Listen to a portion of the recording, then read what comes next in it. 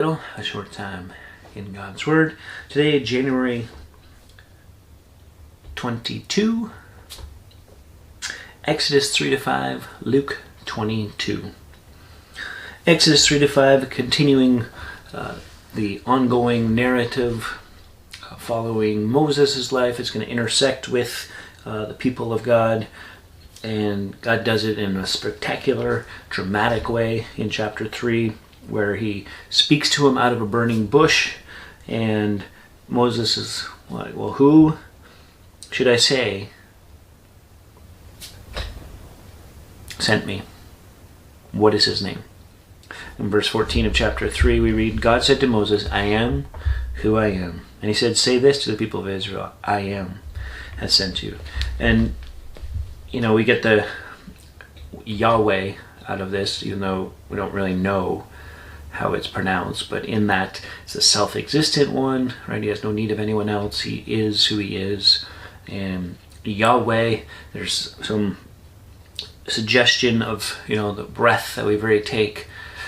Yahweh, is this in and out, even explaining and expressing his name in our very breath, which is very powerful. God said to Moses, verse 15, say this to the people of Israel, the Lord, the God of your fathers, the God of Abraham, the God of Isaac, and the God of Jacob has sent me to you.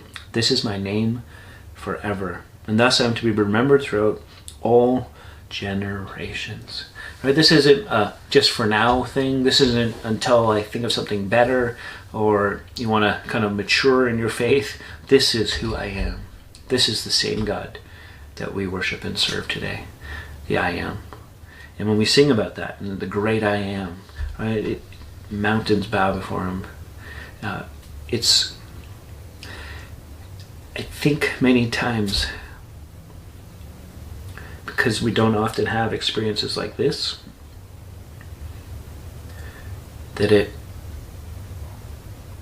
not pulls us back from just going for it, right? But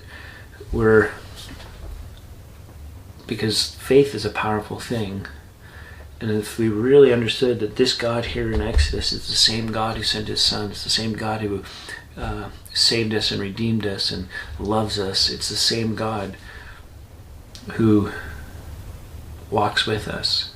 If we kind of just picture it that way, we're not adding to anything, right? Moses has nothing to bring to the table here.